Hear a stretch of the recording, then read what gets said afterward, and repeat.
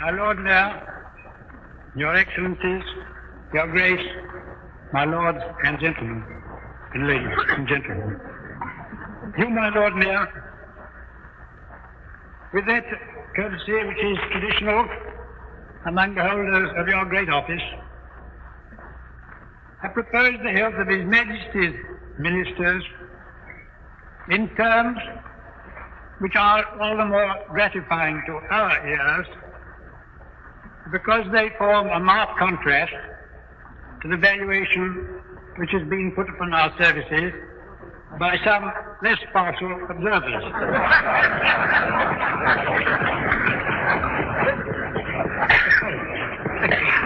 It's not for me to say which is the truer estimate,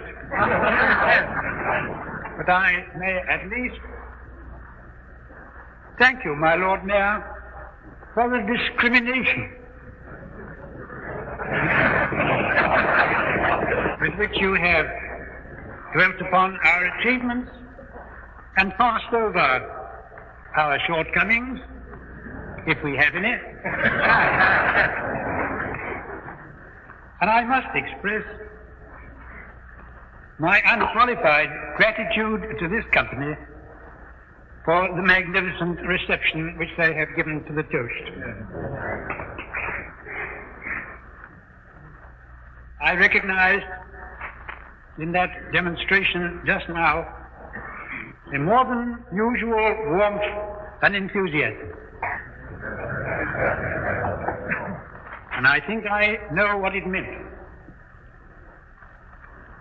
For it expressed a spirit which has been manifested throughout the many thousands of letters which I have received during recent weeks. The spirit of England.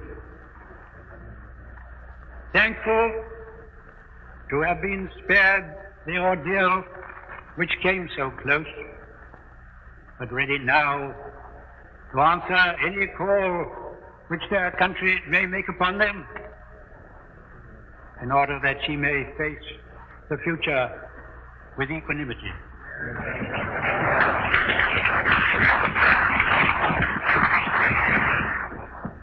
My Lord Mayor, it is customary on these occasions for the Prime Minister to present a general review of foreign affairs.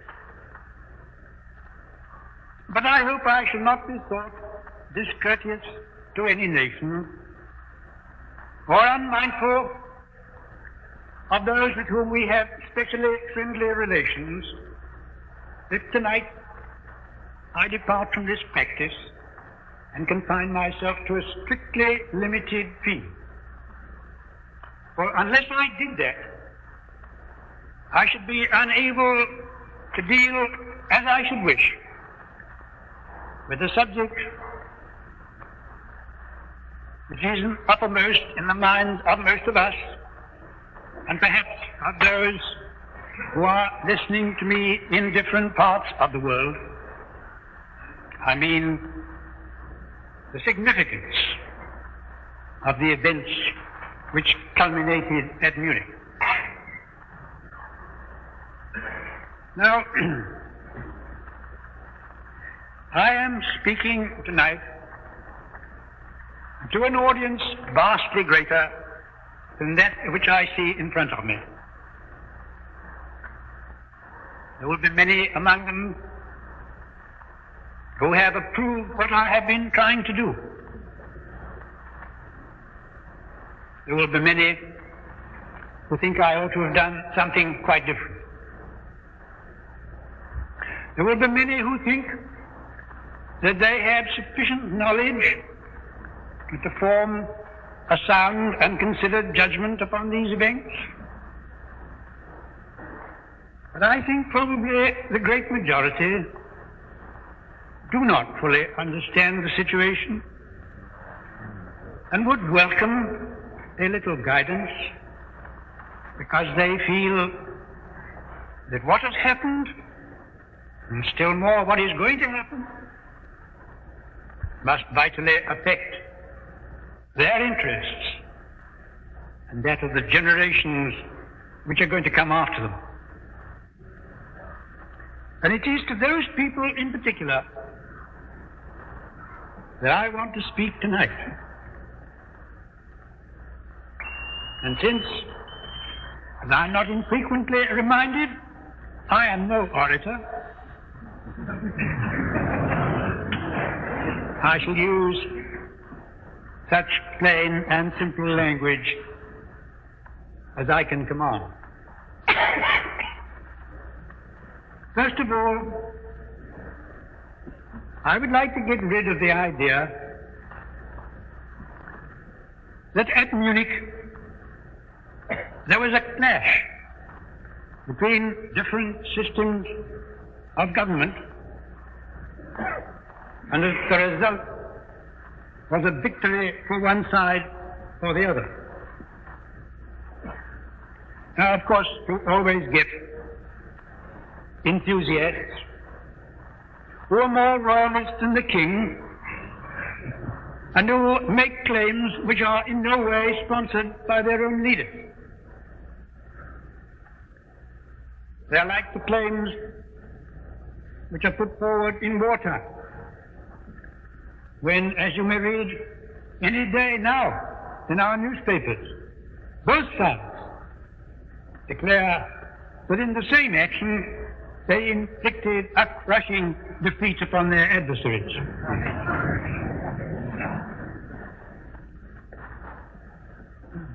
By a curious perversion, sometimes we get an equally extravagant claim that it was the speaker's own side that suffered defeat and humiliation. I confess that for my part, I don't understand a state of mind which desires to advertise the defeat of its own country.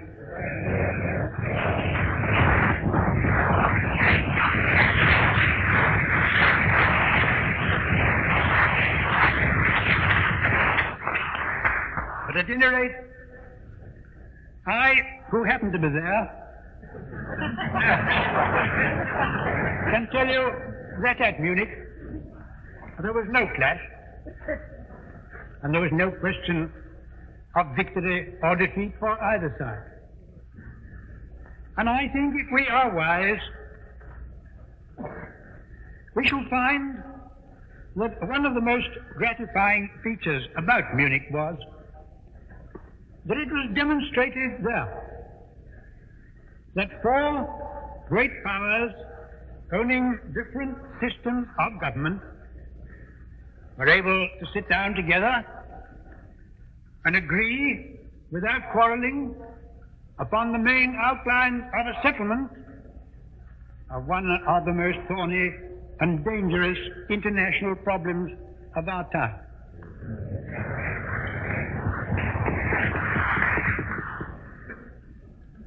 If they were able to do that, doesn't it encourage us to think that it must be possible for such powers to agree on other things as well? To agree not only on preventing disasters, but on creating happiness and prosperity for all their peoples by mutual aid.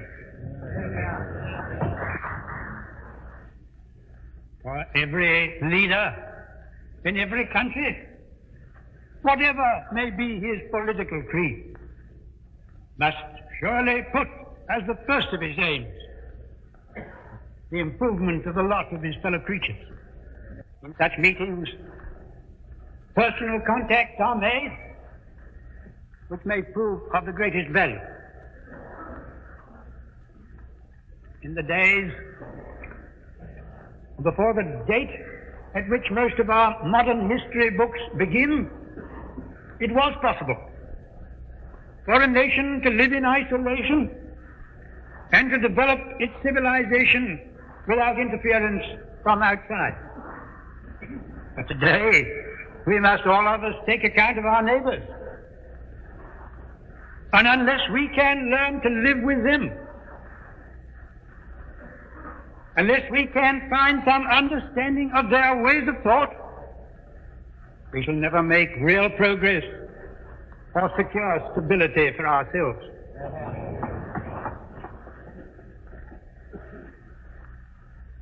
For my part, I prefer our British political system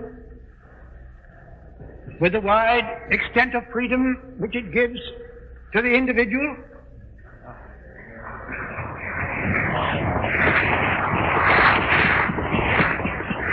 I prefer that to any form of government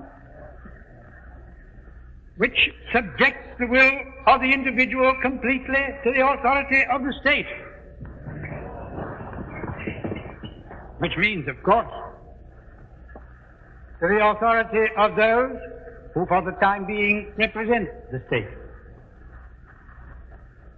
But it does seem to me entirely contrary to the spirit of democracy to attempt to deny to any other nation the right to adopt any form of government that they may prefer.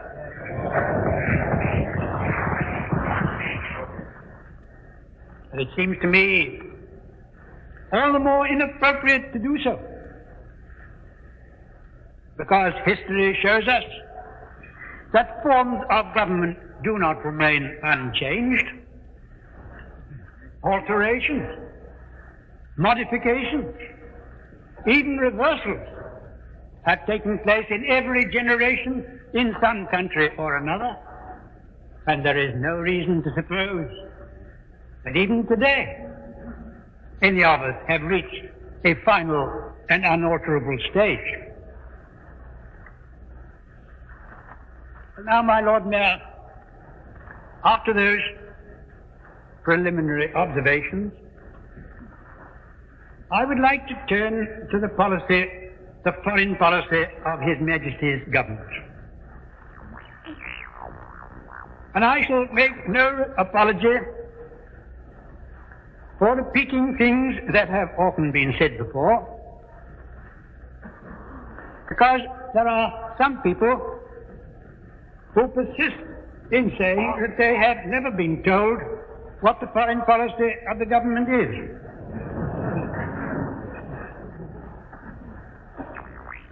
In the first speech that I made after I became Prime Minister, I summed up the aims of His Majesty's government under 4 heads.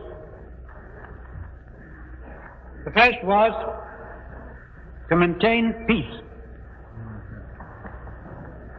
The second, to make this country so strong that she should be treated everywhere with respect.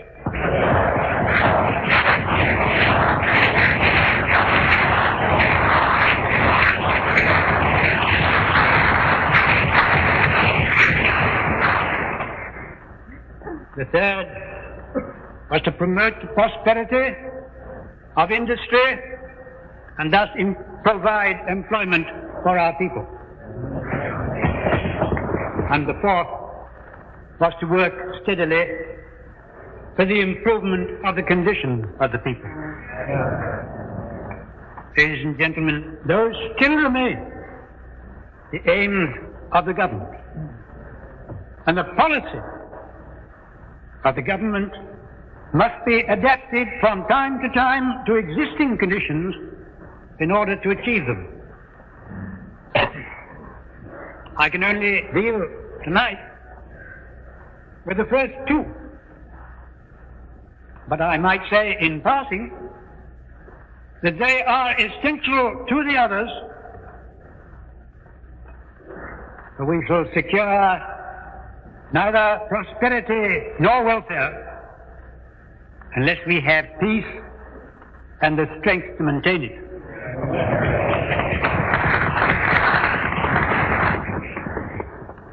I want to emphasize this point. To lay down an aim is one thing. To achieve it is something quite different. And if you want peace, You've got to do something more than sit down and hope for it.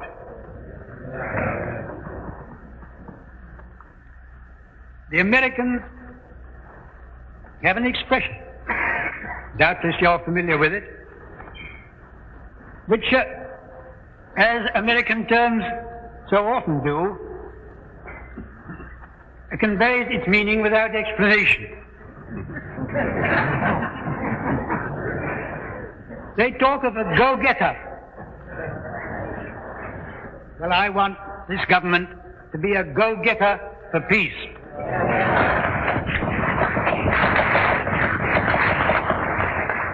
That doesn't mean that we want to go and interfere with other people's business or to undertake the role of policemen in ordinary to the world. But if we see peace threatened, we shall use any influence that we may possess to save it. And if war breaks out, we shall take any opportunity that we can see to stop it.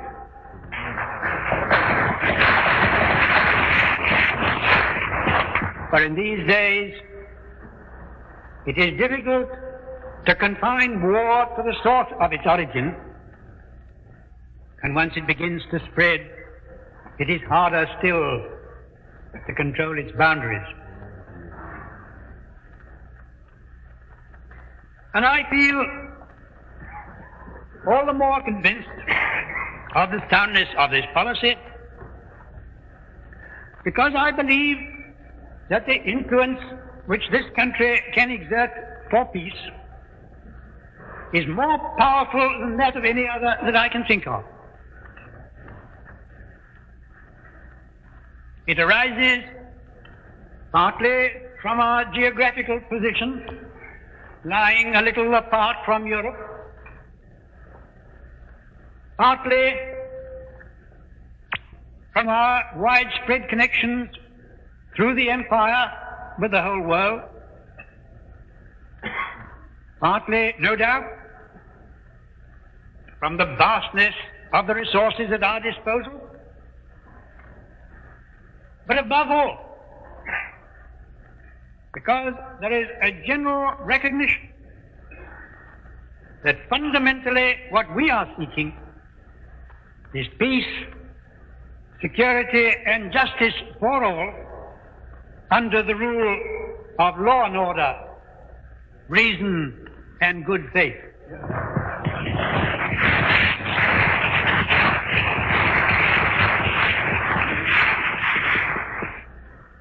It is with these considerations in mind that I have sought to make this country an active agent for peace. And I would like now to turn to the example of that policy in practice which has lately been engaging our attention. This is not the place, and I have not the time to recite the whole history of the Czechoslovakian question. But in order that I may illustrate to you the methods by which our foreign policy has been carried on, I must first of all go back to the time when, realizing the grave results that might follow upon the continuance of friction and discord, we used our persuasive powers with the two parties in Czechoslovakia in the hope of inducing them to settle their differences. When that failed, still pursuing our policy of conciliation, we suggested to them that they should make use of the services of Lord Runciman as mediator.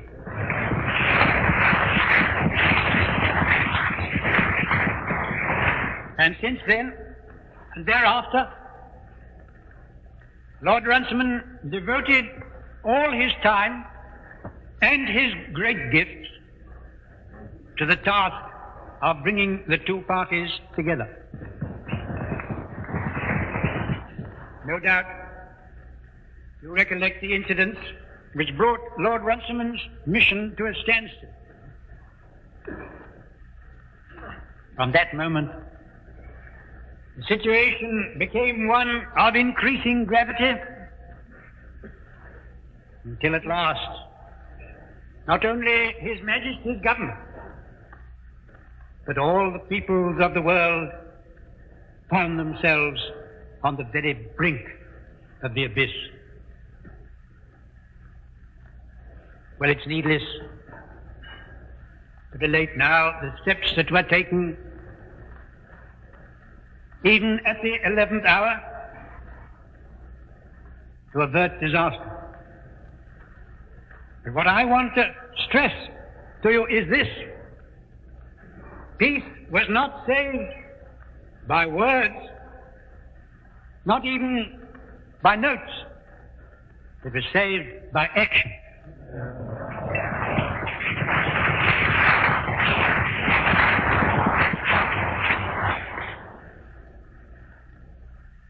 Now that the crisis is over, it is very easy to find fault for the solution. But the fact is that in the situation with which we had to deal, it was not possible to present the ideal solution as the alternative to force.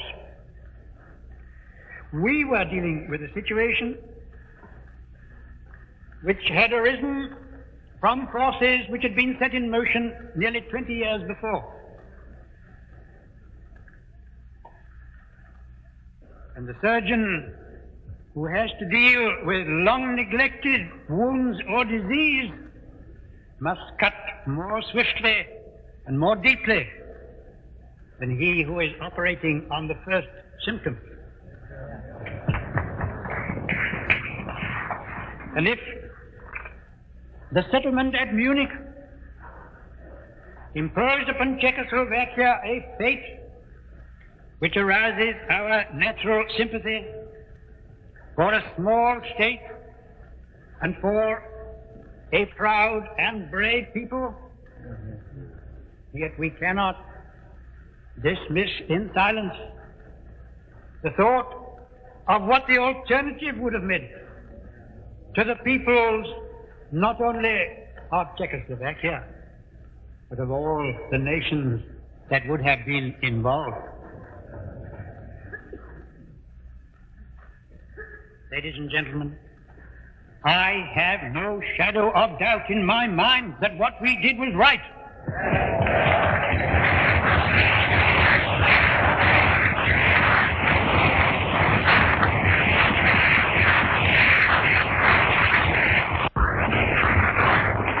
I know that in doing it, we have earned the gratitude of the vast majority in Europe and even in the world. But now you would make a great mistake if you thought that Munich began and ended with the settlement of the Czechoslovakian question.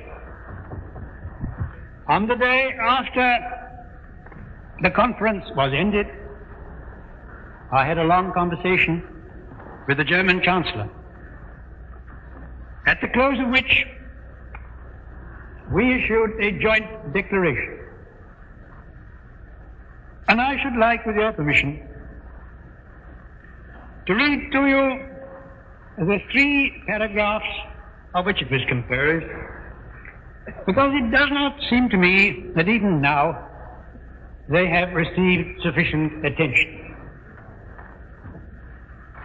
And I may say that although the Munich settlement has been freely criticized, I think it would be very difficult for even the most determined war at any price man to find much fault with the paragraphs which I'm going to recall to your memory. In the first one, we agreed in recognizing that the question of Anglo-German relations is of the first importance for the two countries and for Europe. I don't think anybody would deny that. The second one expresses an opinion, namely that we regard the agreement signed last night and the Anglo-German naval agreement as symbolic of the desire of our two peoples never to go to war with one another again.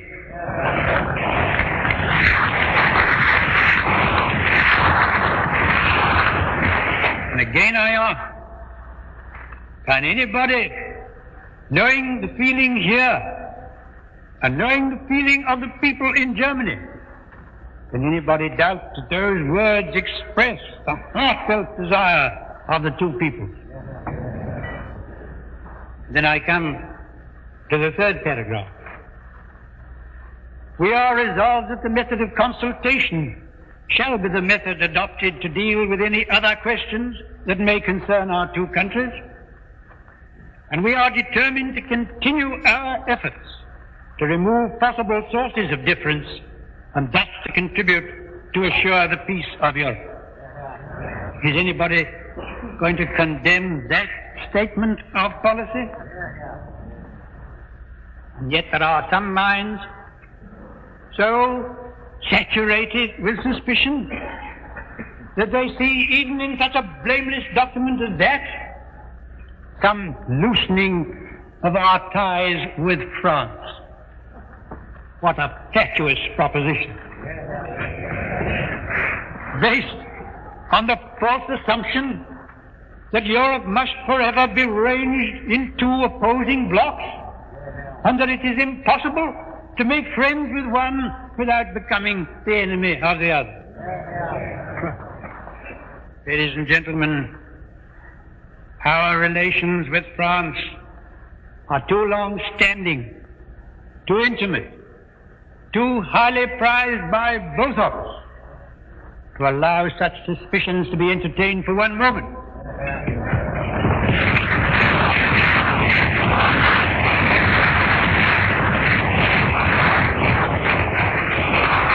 And it is with the utmost pleasure that Lord Halifax and I are looking forward to the visit which we shall shortly be paying, accompanied by our respective ladies, to Paris in response to the cordial invitation of the French government. There is just one other matter which I should like to mention before passing from the subject, because if not the result of Munich, it certainly is connected with it. As part of this active policy of peacemaking, which involves searching out and removing causes of suspicion and antagonism wherever they may exist, I attempted, soon after I became Prime Minister, to improve our relations with Italy. And last April, we were able to make an agreement with the Italian government. Although that agreement did not immediately come into full operation, yet it was at once followed by a return of the old feelings of cordiality and friendship between our two peoples. And subsequently, this change for the better had the happiest result in enlisting the powerful aid of Signor Mussolini for a peaceful solution of the Czechoslovakian question.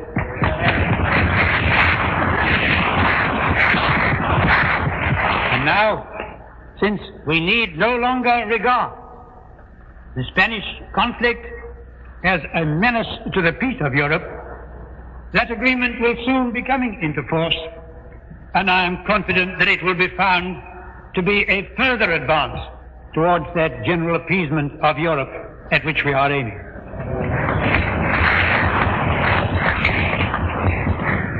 My Lord Mayor, to some people, this policy of conciliation and appeasement, which I have been describing, may seem to forbid that at the same time we should be completing and even accelerating the program of rearmament to which we are simultaneously devoting ourselves.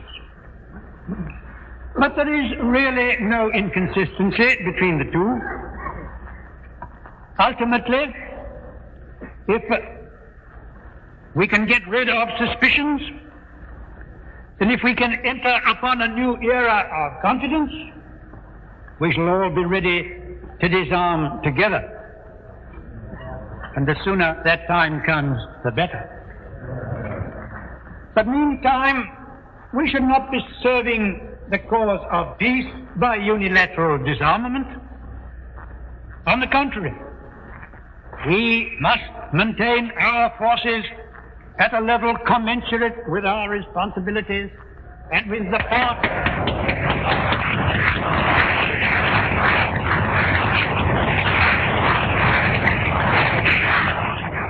part we want to play in maintaining peace. The British Commonwealth of Nations has traditions of freedom which make it a steadying factor in a world which has not yet regained its former stability. We in this country are vitally interested in preserving it, and we must be ready to play our part in its military protection. And that is a fact which always comes to the front in the reviews which are made from time to time of our defense requirements by our service advisors. I've myself, for a number of years, been concerned, directly or indirectly, in those reviews, and I cannot remember any paper of major importance coming to us from the Chief of Staff which did not direct our attention to our overseas commitments and to our responsibility for helping to defend this or that part of the empire. Therefore, when we speak of our defense forces and say that they must be adequate, it is upon that word defense that we lay our stress. We do not need to build armaments in order to take from anybody else anything that they now have, but we should be failing in our duty to our own people if we were to leave them without the means of resisting aggression from any nation less peacefully disposed than our own. And I would venture to add this, that it is the man who is conscious of his own weakness who can least afford to be generous in his dealings with others, because he will always recoil of yielding to the claims of justice, lest his action should be attributed to his fear of the consequences of resistance. Now,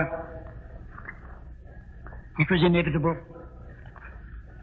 that an experience such as that which we have lately passed through should reveal shortcomings in our defensive system. Such defects, depend upon it, exist in the defensive system of every country, although they are not always advertised as publicly as they are here. But it would be a profound error to think that if war had not come, we should not have given a good account of ourselves. Our task now is to remedy those defects, and the further measures which we think necessary will in due course be laid before Parliament in its main outlines, if not in all the details. And if that should entail further efforts and further sacrifices upon the nation, I have no doubt of the willingness of the nation to undertake them, whether they be in service or in money.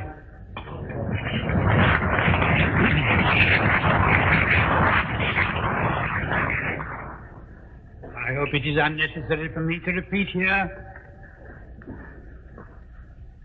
what I have said on other occasions, that the whole business of piling up armaments is utterly distasteful to me. Seems to me the height of human folly to be thus dissipating resources which could and should be used for purposes conducive to the health and to the happiness of mankind.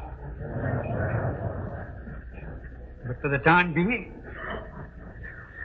I regard it as an inevitable, but I hope only a temporary accompaniment of that other part of the policy to which I can turn all my energies without qualification and without misgiving.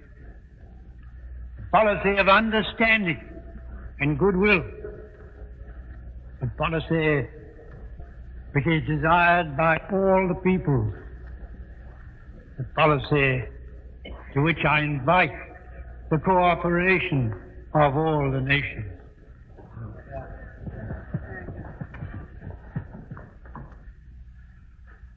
My Lord Mayor, the aims that I have described are not to be achieved in a few months.